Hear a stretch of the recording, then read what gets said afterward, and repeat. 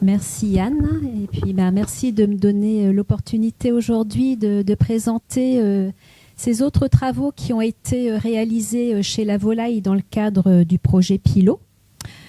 Donc un petit mot de contexte, d'introduction pour rappeler que, comme vous le savez sûrement, la demande d'accès au plein air correspond en fait aujourd'hui à une demande importante, essentielle de la part des consommateurs citoyens, que ce soit au niveau français ou européen, puisque en effet cet accès à l'extérieur va favoriser l'expression des comportements naturels de l'espèce, comme la marche, la course, la recherche de nourriture par fourragement, favorise également les interactions sociales et que globalement c'est assimilé par les consommateurs comme davantage de bien-être. Dans le même temps, le parcours en tant que tel présente aussi un certain nombre de fonctions d'intérêt dans le cadre de la transition agroécologique, notamment en apportant une source diversifiée de nutriments que vont pouvoir consommer les animaux à partir de plantes ou d'insectes, par exemple. Ce parcours contribue également au bouclage des cycles et plus largement à la biodiversité, qu'elle soit animale ou végétale. Dans le même temps, ces avantages en fait de l'élevage plein air, ils sont quelque part conditionnés par le fait que les volailles utilisent correctement l'espace extérieur et puis, puisque l'on est dans un contexte d'élevage, que les animaux soient aussi capables de maintenir de bonnes performances productives, de même qu'un état de santé et un niveau de bien-être satisfaisant, alors qu'ils peuvent être confrontés à des stress biotiques ou abiotiques qui sont peut-être moins bien contrôlés qu'en élevage en claustration. En fait, cette notion de multiperformance, elle va contribuer au potentiel d'adaptation de l'animal au plein air, que l'on a cherché à étudier d'une part en estimant la variabilité interindividuelle de l'utilisation du parcours, dans quelle mesure les animaux utilisent plus ou moins ce parcours, et sous l'angle également de l'analyse des compromis entre fonctions. Donc pour cela, nous avons mis en place, grâce au projet Pilot, un large dispositif expérimental, au sein d'une unité expérimentale INRAE qui est située au Manuro, à côté de Niort, et donc où les poulets ont été placés dans des conditions d'élevage biologique, avec sur chacun des parcours un total de 750 animaux qui ont été élevés en sexe mélangé. Alors pour ce projet, nous avons considéré une large gamme de génétique,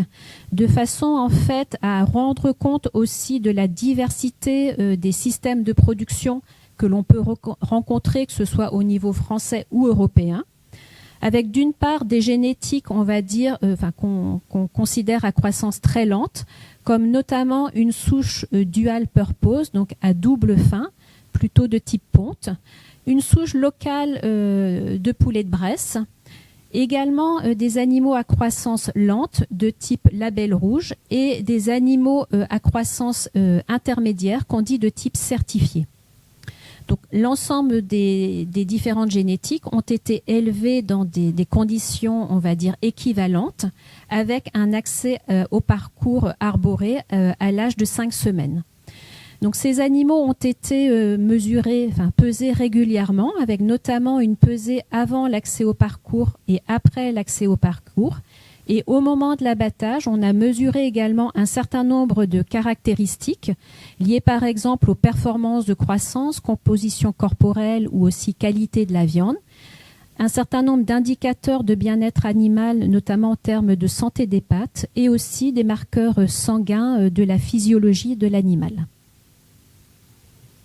Alors, une part importante en fait de l'étude reposait en fait sur le suivi individuel du niveau d'exploration du parcours. Ce suivi, il a été fait grâce à des observations visuelles des animaux, ce qu'on appelle la méthode de scan sampling, avec plusieurs observations répétées sur un même jour, du lever au coucher du soleil, et également plusieurs jours d'observation, de façon à avoir une estimation précise en fait au niveau individuel de l'utilisation du parcours. Donc à chaque passage d'observation, l'observateur notait pour un certain nombre d'animaux, des mâles en l'occurrence, qui avaient été préalablement identifiés par des ponchos, où était localisé exactement l'animal sur le parcours. Et ensuite, on a pu définir ainsi, pour chaque individu suivi, un indice d'éloignement qui a été obtenu par le nombre de fois où l'animal a été observé sur une zone donnée du parcours, multiplié par la distance entre cette zone et la cabane d'élevage. Donc plus cet indice d'éloignement est élevé, plus on considère que le comportement d'exploration de l'animal est important. Donc vous avez ici des premiers résultats en fait qui montrent un petit peu la variabilité individuelle de cet indice d'éloignement entre les animaux. On observe déjà une certaine variabilité entre les souches, alors qui n'est pas directement liée à la vitesse de croissance, puisque en moyenne, on va dire, les indices d'éloignement étaient les plus élevés pour la race locale de poulet de Bresse et les plus faibles pour la souche dual purpose, alors même que ces deux souches ont toutes deux des vitesses de croissance très lentes. Donc on va dire qu'il n'y a pas forcément, quand on compare les souches, de relation directe avec la vitesse de croissance. On a ensuite pu justement, on remarque aussi une variabilité importante en fait de cette utilisation du parcours au sein d'une même population. Et pour la suite de l'étude, nous nous sommes donc intéressés à la comparaison pour chacune des lignées entre deux groupes. Le groupe des animaux les moins explorateurs, qu'on considère de type casanier, et qui correspondait pour une génétique donnée aux 25 animaux avec l'indice d'éloignement le plus faible, et un groupe d'animaux les plus explorateurs au sein de la lignée qui correspondait aux animaux avec les indices d'exploration les plus élevés. Et on a ensuite regardé l'impact de cette variation du niveau d'exploration sur les autres caractéristiques.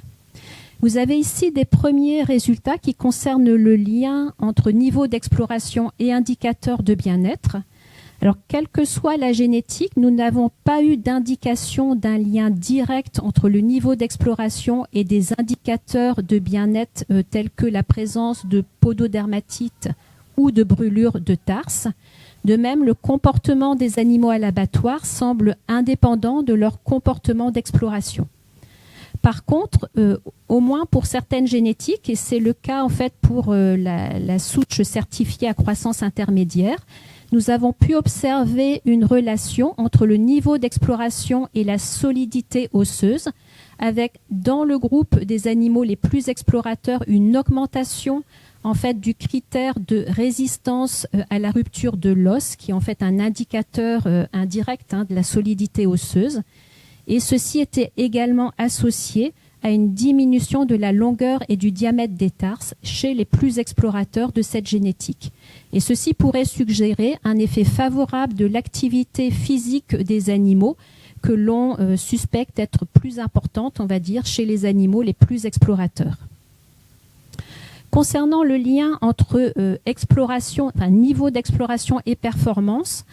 on retrouve malheureusement un lien plutôt attendu qui est un lien plutôt défavorable, puisque à l'exception de la souche double fin, nous avons observé systématiquement une différence significative au niveau du poids à l'abattage entre les deux groupes, en défaveur des animaux les plus explorateurs, c'est-à-dire que le poids à l'abattage est plus faible chez les animaux les plus explorateurs par rapport aux animaux de type casanier, quelle que soit la génétique. Il est aussi intéressant de noter qu'en tout cas, en ce qui concerne les animaux à croissance intermédiaire, cette différence de poids entre les deux groupes, elle est présente assez précocement,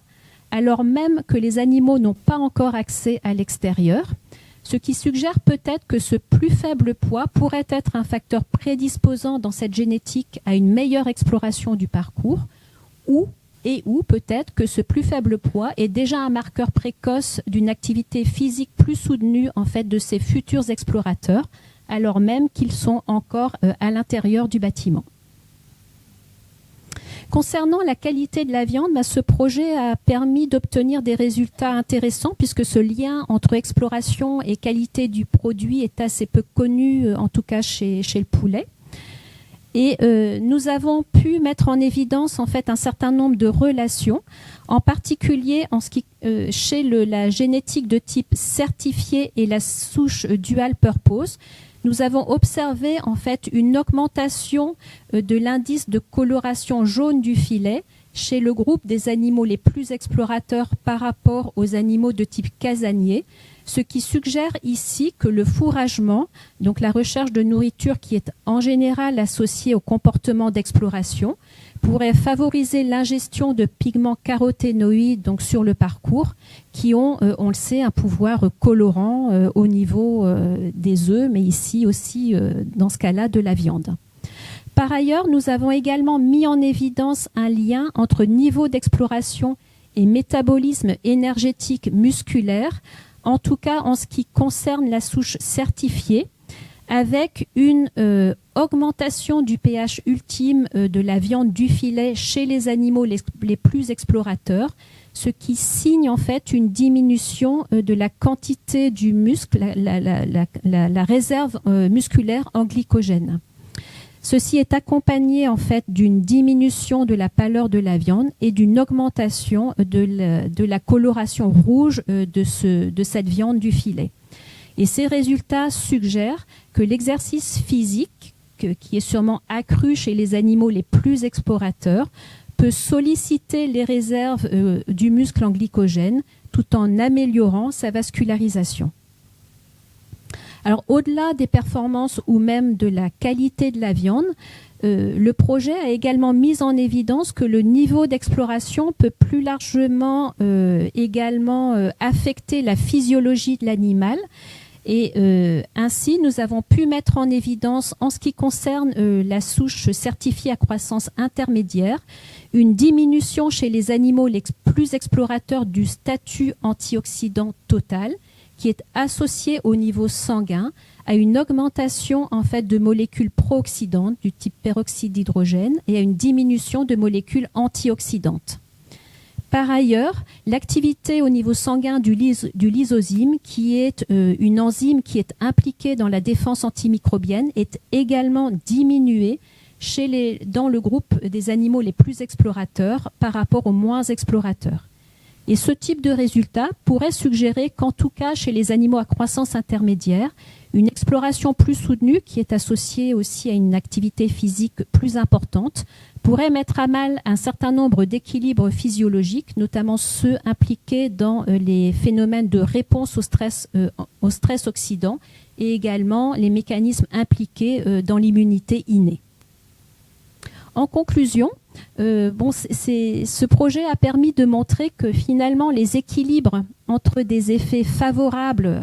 qui sont associés à l'utilisation du parcours, comme par exemple l'ingestion de nutriments d'intérêt ou peut-être la stimulation du système musculo-squelettique, et d'autres aspects peut-être un peu moins favorables en termes de dépenses énergétiques accrues ou de stress oxydant lié à une activité physique plus soutenue, sont en partie dépendants de la souche, voire même de l'individu, et que le plus en termes d'utilisation du parcours n'est peut-être pas toujours le mieux. Ces résultats montrent aussi l'intérêt, je pense qu'on l'a vu au travers de ces résultats, d'une approche globale pour évaluer la multiperformance de l'animal élevé en plein air et son potentiel d'adaptation. En termes de perspective et dans une perspective où on envisage, on va dire, un développement de ces systèmes plein air, on pourrait aussi insister sur la nécessité d'une montée en puissance et d'une montée en gamme des outils pour mieux, on va dire, suivre les comportements des animaux en fait lorsqu'ils sont élevés à l'extérieur. Donc des outils de monitoring en fait de ces comportements des animaux placés en conditions extérieures, pour pouvoir mieux évaluer le potentiel d'adaptation au plein air, notamment de nouvelles génétiques qui existent aujourd'hui, pouvoir identifier des indicateurs, voire des prédicteurs utilisables en sélection génétique qui manquent aujourd'hui, et plus largement de pouvoir évaluer l'apport sur la multiperformance des animaux de différentes stratégies d'élevage, notamment en termes d'aménagement, voire d'enrichissement possible des parcours. Voilà, je vous remercie pour votre attention et je remercie également l'ensemble des partenaires qui ont